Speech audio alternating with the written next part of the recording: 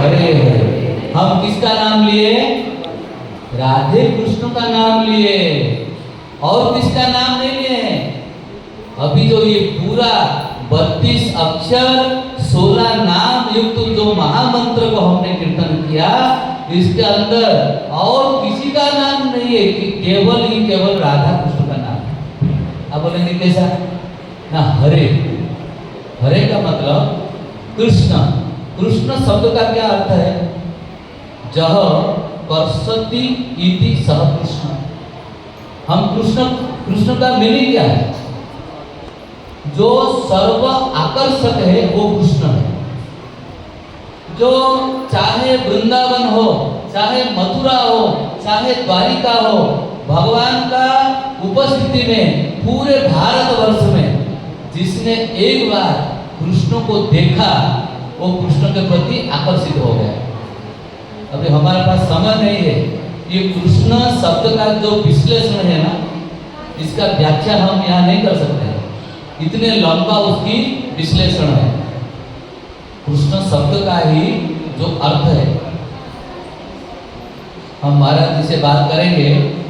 अगर आगे कभी हमको समय मिलेगा तो 7 दिन की यहाँ पर कथा करेंगे। हमारे ये जो अभी जो महाराज आए थे ना, बामन महाराज, पूज्य बामन महाराज जी अभी महाराज जी बने हैं। आप लोगों के जैसे वो गृहस्थ थे, गृहस्थी धर्मों को निभाए। गृहस्थी धर्म में 4 आश्रम होता है, ब्रह्मचर्य आश्रम, ब्रह्मचारी आश्रम, 2 नंबर में गृहस्थी आश्रम, 3 नंबर में वानप्रस्थी आश्रम, 4थे नंबर में सन्यासी। उन्होंने 3 आश्रम को निभाते हुए अभी सन्यासी अवस्था को ग्रहण किया। 4-5 साल से जब से ये मंदिर का निर्माण दिन कार्य शुरू हुआ है, उन्होंने हमसे संपर्क साधते हुए हमको यहाँ पर कई बार बुलाया है। लेकिन भगवान की राधा विनोद बिहारी जी के आज इच्छा था, उनकी दर्शन, उनकी कृपा पाना, उनका इधर आकर के उनकी गुण कीर्तन करना, ये आज हमको सौभाग्य मिला है। इसीलिए प्रतिष्ठा में भी हम दूसरे तीर्थ पर्यटन में चले गए थे। जब मंदिर का गंबुज का कार्य हो रहा था, उस टाइम में भी भूमि में जब पूजा शुरू हुआ था, उस टाइम में भी हम दूसरे स्थान में थे। जो भी है, भगवान श्री कृष्ण की जो दिव्य पावनमयी अमरमयी चरित्र है, उनका चरित्र को ध्यान पूर्वक सावधानतया सुनो। हमको सावधान होकर के भगवान की कथा को सुनना चाहिए, संयत होकर के। हमारे ऐसा भाग्य मिला है इस कलिकाल में कि भगवान की कथा को हम सुन सकते हैं। और वहाँ पर भी हमारा एक छोटा सा ब्रांच है, चेतना हाई स्कूल के पास कल्याण में, जिसको अमरदीप कॉलोनी कहते हैं, उसके अंदर छोटा सा ब्रांच है। मंदिर निर्माण का काम पूरा नहीं हुआ है, अभी शुरू करने वाले हैं। अब फिलहाल आप थोड़ा सुने होंगे, बामन महाराज भी वहाँ आए थे। जगन्नाथ महाप्रभु का विशाल रथ यात्रा महोत्सव वहाँ अनुष्ठित किया गया था।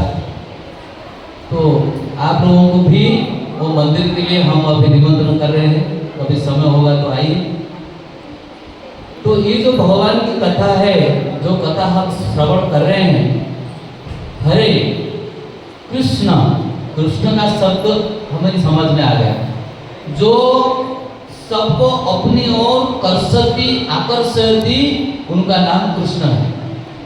और भगवान श्री कृष्ण का मन को जो हरण करती है, उनका नाम हरा। क्या है? हरा। माने जो विश्व ब्रह्मांड के मालिक है, उनका मन को जो हरण करती है, उनका नाम हरा है। तो हरा शब्द को अगर हम संबोधन करेंगे तो हरे, तो हरे का मतलब राधे कृष्ण, राधे कृष्ण, कृष्ण कृष्ण, राधे राधे, राधे राम, राधे राम, राम राम, राधे राधे। इसमें एक ही क्वेश्चन है आप लोगों का मन में एक सवाल उठ सकता है कि महाराज जी ऊपर का लाइन तो हमारा समझ में आ गया, हरे कृष्ण कृष्ण कृष्ण हरे हरे, हरे राम राम राम हरे हरे। ये जो नीचे जो राम है, हरे शब्द का अर्थ क्या है? राधे। तो राधे के साथ में राम शब्द कैसा युक्त होगा? राम तो त्रेता युग के हैं और कृष्ण तो द्वापर के, तो राम के साथ में एक राधे शब्द का मिलन ठीक नहीं है, इसमें गलत हो रहा है। लेकिन भक्तों, जिस तरह राम शब्द जो है, परशु, राम के शब्द में अगर हम परशु लगा देंगे क्या हो जाएगा? परशुराम। राम के साथ में अगर हम बल लगा देंगे तो क्या होगा? बलराम। बलराम कृष्ण के बड़े भाई। अब भगवान ये जो मर्यादा पुरुषोत्तम रामचंद्र है, उनको श्री राम कहते हैं, दशरथ नंदन राम कहते हैं, मर्यादा पुरुषोत्तम राम कहते हैं, कोदंडधारी राम कहते हैं। अब ये जो राम है, जो राधा में रमण करने वाले राम है, भगवान श्री कृष्ण के जैसे श्याम, एक नाम है ना श्याम, श्याम सुंदर, श्री कृष्ण का ही एक नाम है। जब भगवान श्री कृष्ण राधा रानी के संग में, गोपियों के संग में वृंदावन में रास लीला किए थे, रास महारास किए थे, उस समय में भगवान का एक नाम क्या पड़ा था? जय रास बिहारी रामचंद्र लाल की।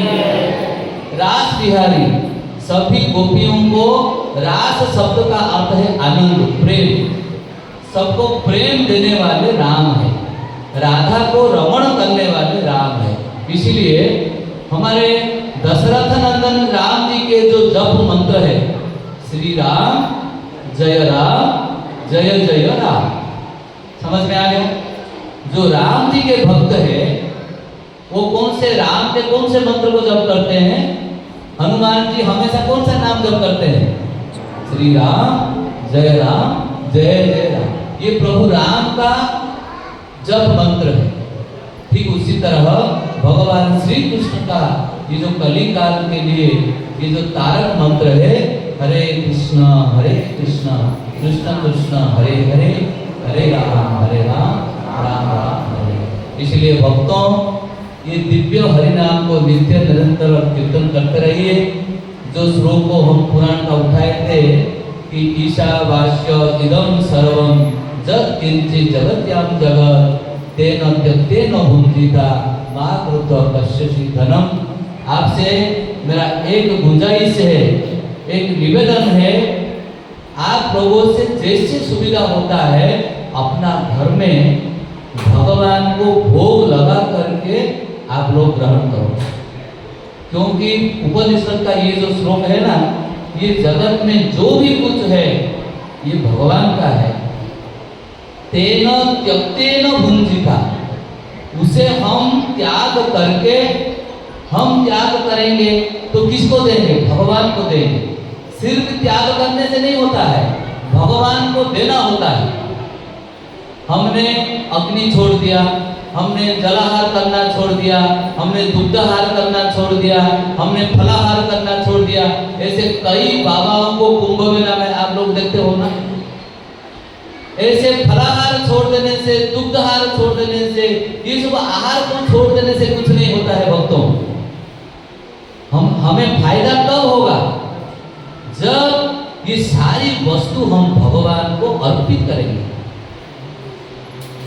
जब तक ये शरीर है तब तक भोग है, तब तक सुख है। ये सुख को ऐसा कोई नहीं छोड़ सकता है। आप अगर कुछ दिन के अभ्यास करेंगे छोड़ने के लिए, फिर बाद में वो अभ्यास आपका बंद हो जाएगा, फिर से भूख लगेगा, फिर से भोगने की प्रवृत्ति शुरू हो जाएगी। इसीलिए हम जो भी करेंगे, जो कपड़ा पहनेंगे, थोड़ा भगवान को दिखाएंगे, हे प्रभु ये आपका कपड़ा है, आपको आपका उच्छिष्ट है, मैं अभी कपड़ा पहनता हूँ। माताएं जो साड़ी पहनेंगे भगवान को दिखाएंगे। तो आप कोई बुरा कपड़ा पहन सकते हो? जरा सोचो, जो खाएंगे, अगर भगवान को देकर के आप भोजन करोगे, कोई गलत चीज खा सकते हो। इस श्लोक का यही अर्थ है, तेन त्यक्तेन भुंजिता मां क्रुद्धः कस्यचि धनम। अरे भाई तुम्हारा तो धन नहीं है, तुम क्यों मैं ये लाऊंगा खाऊंगा, मैं ऐसा भोग करूंगा, मैं उधर घूमने के लिए जाऊंगा, मैं ऐसा कपड़ा पहनूंगा, इतना भोग करने की, एंजॉय करने की क्यों सोच रहे हो? चांद हरे कृष्णा एंड बी हैप्पी। सारा संसार का सुख भगवान के नाम में है। आप कितना एंजॉय करने के लिए जाओगे, कुछ एंजॉय नहीं कर सकते हो। एंजॉय करने की क्षमता हमारा बॉडी में नहीं है। सत्ययुग में तो लोग 1 लाख वर्ष जिंदा रहते थे। हम कितना साल जिंदा रहेंगे तो कितना सुख को भोगेंगे? भोगने के लिए हमारा पास समय कहाँ है? द्वापर युग का लोग 1000 वर्ष जिंदा रहते थे, त्रेता युग का लोग 10,000 वर्ष जिंदा रहते थे, सत्ययुग का लोग 1 लाख वर्ष जिंदा रहते थे। हम कलियुगी प्राणी कितना साल जिंदा रहते हैं? बोलिए, बोलो राधे राधे। अभी हमारा समय हो गया, 3-4 मिनट है, अभी मध्याह्न का आरती शुरू होने वाला है। आपसे एक बात मैं पूछता हूँ, अगले कल क्या दिन है बताइए? सोमवार है, और क्या है? एकादशी। चलो राधे राधे। माने अगले कल महादेव जी का दिन है, सोमवार। महादेव का जो श्रावण महीना चल रहा है ना, 2nd सोमवार है, महादेव जी का पूजा करना चाहिए ये जो श्रावण महीने में। और उसके अंदर एक तो महादेव जी का दिन है, सोमवार है, फिर उसमें क्या आ गया? एकादशी। एकादशी का नाम क्या है? बोलिए, कल का एकादशी का नाम क्या है? हाँ? कामिका एकादशी। क्या है? कामिका एकादशी। कामिका एकादशी में आप जो कामना करेंगे, आपका कामना पूरा हो जाएगा। ठीक है? आप जो इच्छा करेंगे मन में, काम, आपका मन में जो कामना होगा वो कामना आपका पूरा हो जाएगा। तो एकादशी अगले कल कौन कौन करने वाले हैं? जरा हाथ ऊंचा करो। बाकी लोग क्या करेंगे? हाँ? हरे कृष्णा। बोलो हरे कृष्णा। जो भक्त लोग हाथ ऊंचा नहीं किया वो कल क्या करने वाले हैं? क्या कावड़ी यात्रा में जाने वाले हो? कावड़ी यात्रा में बोल बम में जाने वाले हो? नहीं, या बोल बम में भी नहीं जाओगे, एकादशी भी नहीं करोगे। अभी वास्तव में हमारा वहाँ एक मीटिंग था, नहीं तो मैं यहाँ 10 साढ़े 10 बजे आने वाला था। वो मीटिंग के कारण जल्दी नहीं आ पाए। फिर से देखते हैं अगला संडे को। आप लोग आएंगे ना? आप लोग कितना बजे आते हो? हाँ? 10 बजे यहाँ आ जाते हो? ठीक है, हम लोग अगले संडे को 10:30 बजे से कथा शुरू करेंगे। भगवान की जो एकादशी है, सभी भक्त एकादशी कीजिए, क्योंकि एकादशी का महिमा श्रवण करने के लिए अभी हमारे पास समय नहीं है। एकादशी निराहार रहने की शास्त्रों में विधान है। आप ऐसे कोई उपवास नहीं करने से चलेगा, कोई व्रत नहीं करने से चलेगा। अगर साल में 24 एकादशी करेंगे, 1 महीने में 2 उपवास करेंगे, तो आपके सारा कामना, सारा इच्छा पूरा हो जाएगा। एकादशी महारानी का ऐसा महात्मा है। और ऐसे पुराणों में ऐसे कई उदाहरण है, जैसे श्रीमती राधा रानी भी एकादशी किए थे। भगवान श्री कृष्ण के पिता माता नंद यशोदा, उन्होंने भी एकादशी व्रत किए थे। और एकादशी व्रत करने वाले को किसी भी प्रकार की ग्रह पीड़ा नहीं सता सकती है। ध्यान दीजिएगा, आप लोग कई प्रकार की ज्योतिषाचार्य के पास जाते हो, एस्ट्रोलॉजर के पास जाते हो, आपका भलाई करने के लिए बहुत कोशिश करते हो, कुछ होता है। लेकिन अगर एकादशी व्रत पालन करना आप शुरू करोगे और आपका क्या रिजल्ट होगा आपको खुद को मालूम पड़ जाएगा। उसका विधि है, विधान है, महाराज जी लोगों से थोड़ा जिज्ञासा करके समझ लीजिएगा। और अगले कल से निराहार का मतलब थोड़ा सा भी पानी नहीं पीने का। जो ऐसा नहीं करते हैं वो फलाहार करो, सिर्फ फल का सेवन, नहीं तो दुग्धाहार करो, सिर्फ दूध पी करके रहना। अगर उतना भी नहीं कर सकते हैं तो कोई ऐसे जैसे कि पपीता हुआ, कच्चा केला हुआ, ऐसा कुछ चीज को उबाल करके भी आप ले सकते हो।